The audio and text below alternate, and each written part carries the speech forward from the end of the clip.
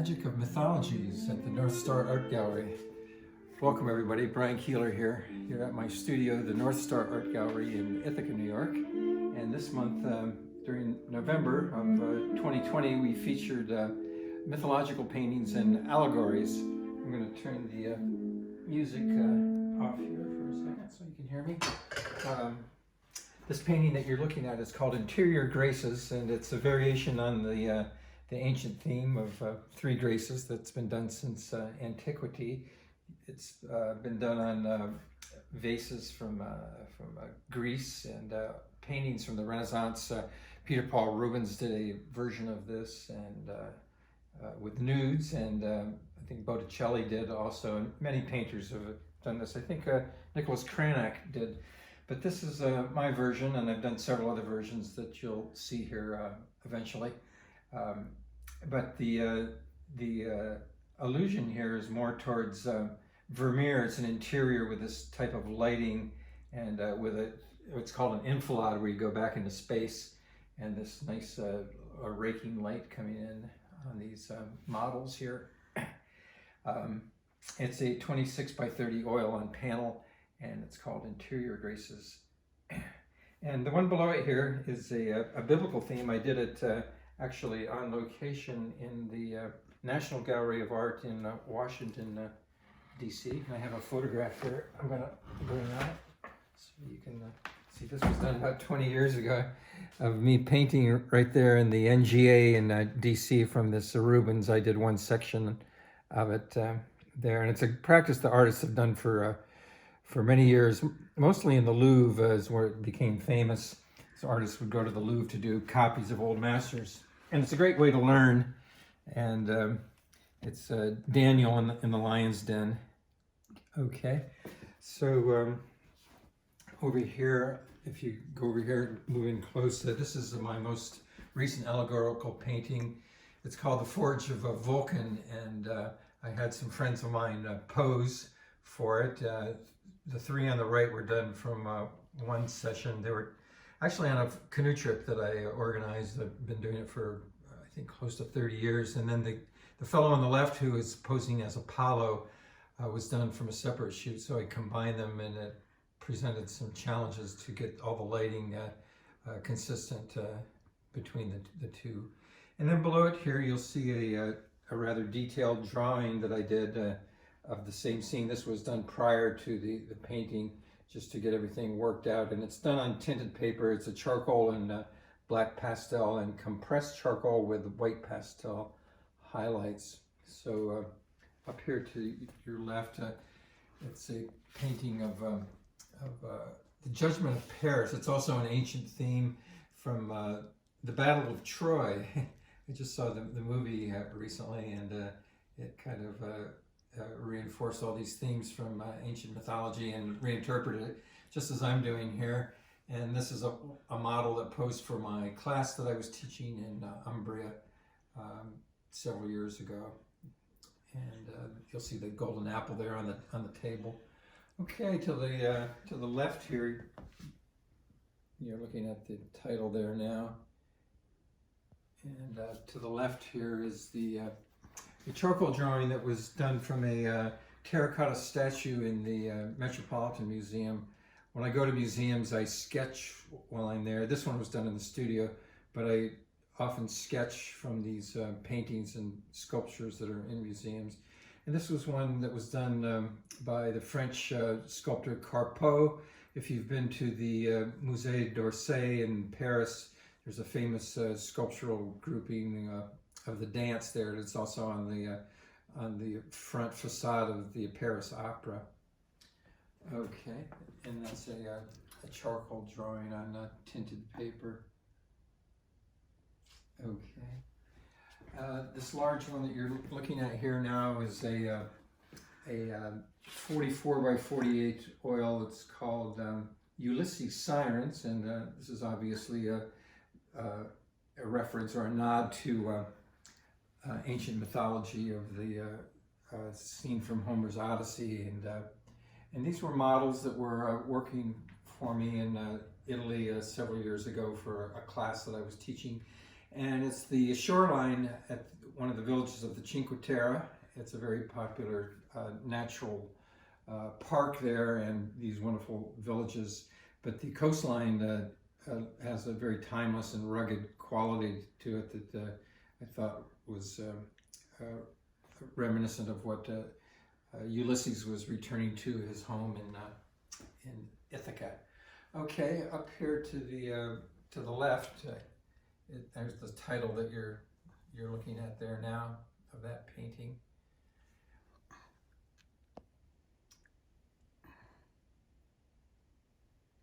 Okay. This one that you're looking at here now is also of the Three Graces, and it's done in a setting from here near Ithaca. It's a park in the Ithaca area, and I'm trying to get the reflection out of there so you can see it here. I guess it's just not going to happen of the varnish that's on it. But anyway, I posed these models in a pose similar to Botticelli's painting and other ones. They're usually done dancing, and it's called Graces in Light, I believe is the title of it. Okay, below here, this one is not a mythological one, it's an allegorical painting. I posed this model and I had a specific concept and idea that I was endeavoring to paint and illustrate. It's called, let me see, I have to read the title here. It's Still Life from a Higher Order, aka a still life according to angelic arrangement. And the idea was that it's sort of similar to the painting by Caravaggio of an angel helping a saint, I think Saint Jerome, that was translating the Bible, and an angel was helping him. So I'm sort of reapplying that idea to this painting of an angel helping me arrange the still life there from a higher principle or a higher order. And they're great fun to do, and it's done in my studio in Pennsylvania. Okay, there's a lot in this show. I'm not going to do all of them, but some of them that you're looking at here, Prometheus, and that's Danae. These are also themes that have been done by Rubens, and Rembrandt did a famous version of that Danae one, and Prometheus has been done for by many artists. And this lower one was the same model that posed for the angel one. It's Leda and the Swan, another famous theme. And below it here we have what is the title of that one? I'm forgetting the title, but it's a famous theme from mythology. And it was done from a statue that's in the Metropolitan Museum of Art. Okay, up here, this one above is more of an allegorical one. It's combining two genres of still life and riverscape. And it's a combination painting of using watercolor underneath, and then on top of it, there's a clear acrylic glaze and probably some acrylic painting, and then finished off with oil painting. Come back one. This one I was looking at earlier, you can come back to it, is Andromeda. And there's a famous marble sculpture in the Metropolitan that it was derived directly from that marble sculpture in New York City, in the Met. Okay, so if you come up to this one here, this is also the Three Graces dancing, but it's based on a sculpture in Central Park in New York City. And I've taken some liberties, and I've placed them in one of the gorges here in Ithaca. And it's called Lunar Graces because it's a nocturne, but it's the setting I put them in is Buttermilk Falls here in Ithaca. So that's part of the fun of taking these ancient themes and reapplying them to current landscapes. Okay, this is one an invented theme, and it's called a Bacchante with the yellow Cadillac, and it's a combination of acrylic and oil painting. Okay, so if you go over to this one here, This is based on a famous sculpture in Florence by Verrocchio. And Verrocchio was Leonardo's teacher at the workshop in Florence. And the statue was regarded as one of the most highly accomplished pieces of art ever. Received rave reviews when it was revealed. And there's a copy of it on the outside of the Ognissanti. It's a church in Florence. And the title of this one is Nocturne Allegory of Incredulity. And that's the title of the painting, The Incredulity of St. Thomas. And St. Thomas is about to put his hand in the wound of Christ to verify that Christ was actually wounded and risen from the dead. Okay, if you go to this drawing here, right in front of you, it's a charcoal drawing with white highlights, and it's also the Prometheus theme. I had another painting that I showed you a little earlier of Prometheus, but this is done from a marble statue in the Louvre. I was really in my element at the sculptural garden in the Louvre, and it's just a great place to study.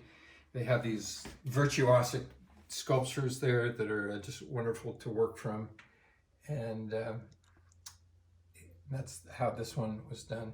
Okay, if you turn to your right there, this painting that you're looking at is also an ancient theme. It's been done since antiquity, and many painters have done versions of this. There's a famous one by Bellini in the NGA in DC.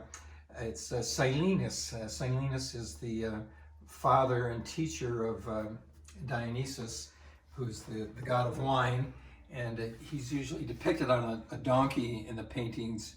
And if you think of that Bellini one, it's one of the most wonderful paintings in the NGA in DC. And it's believed that that painting was started by Titian and then finished by Bellini later on. And the title of this one is Cylinis and the Merry Company. This painting was, I had models pose for me. It was a great day of revelry. The models were really into it. They had a great time, and they got costumes and laurel wreaths and various accoutrements to get into the theme. Okay, if you turn to your right here, this is a pastel. I think it's the first pastel that I've shown you, and it's based on, I had models for part of it, and then the central figure here of the woman with the dog was used from a sculpture also in the Metropolitan Museum, and this is called Diana with Nymphs, and it's I took a setting sort of similar to the Ithaca Falls and set them in that, and then invented the light. But these three models have been posing for me for a long time, and there's other paintings that I've shown you here. Okay, so we'll walk around this way and go over here to the one in the Louvre. This one in the Louvre here. This has an interesting story behind it. It's not mythology per se. It's more of an allegory. In fact, I titled this painting Allegory of Hearing, and it was an interesting episode that it just happened to be there. This troupe of poets came in and were whispering poems through these styrofoam tubes to people, and it's in what's called the Rubens room, this whole room of about maybe 30 paintings of the entry of Catherine de' Medici into France. So that's what the paintings are in the background, all of these Rubens paintings documenting this one aspect of history. And they whispered a poem into my ear too. There's only one poem that I really knew. It's an Emily Dickinson poem about death, and she happened to recite that poem, so it was quite a serendipitous event. Okay, if you'll look here to these two paintings on the same theme of Icarus and Daedalus, and the top one is people often ask me, why is it night? I thought he flew too close to the sun and melted the wax. So my answer is this was the evening before the trial run with the father and the son trying out their wings. And the building, if you step back to look at the building, it's a building in Maine on Acadia National Park in town of, I think it's Southwest Harbor. It's a bed and breakfast now, this wonderful double cupola Victorian house. And below it, another variation on that theme of Icarus and Daedalus flying over Cayuga Lake. Okay, if you come over here, this painting is a combination painting of mixed media, of watercolor and acrylic. And it's based on, if you maybe come in close to the figures here, of a famous painting by Bouguereau, a French academician. And he was sort of what the Impressionists were revolting against. And but a very accomplished painter, and the original is in the Clark Institute in Williamstown, Mass. And then I've taken that painting and put it on a Susquehanna River setting. And here's the title here that you're looking at. Okay, so this one here to your to my right that you're looking at here now is an allegorical work, but it's inspired by the famous painting by Edward Hopper. He has a painting of a woman in a theater at night. And so I was in this theater in New York City, and during intermission, everybody brought out their cell phones, as they do these days, to connect with their contacts. And it was the Porgy and Bess was the name of the show that I saw. Okay, so we'll finish up over here, if you follow me over here. And this is a charcoal drawing of the Ulysses theme. I usually do these drawings before, but this one happened to be done after, just because I love the poses and wanted to reinterpret it in charcoal. And it's on tinted paper with white highlights, and then you'll see a Ulysses boat there in the background to underscore the mythological theme. Okay, this next one here of Orpheus and the Three Graces. So you can see that I've done a number of variations of this Three Graces theme, and put it in a Susquehanna Valley scene to bring these ancient myths into our current lives and landscapes. The title of this one is Orpheus Cerberus. Cerberus is the three-headed dogs, and Graces. It's a 36 by 40. And then to the left of that, one of the same models posing here, and it's the light. This isn't really a allegorical or mythological theme, but it could easily be titled Diana by a Stream, and so it could easily be titled, but the title of it is Autumn Light in the Glen. And this one here that you're looking at is based on a mythological painting in the Uffizi Gallery in Florence by Botticelli. It's called Primavera. It's one of the centerpieces of that wonderful museum. And I've taken one section of it. It's the right section, and I have myself there posing on the right as the wind god Zephyr, and the two models are posing as I think the god of flowers, Ceres, I think is her name, and that's one section of that famous painting by Botticelli.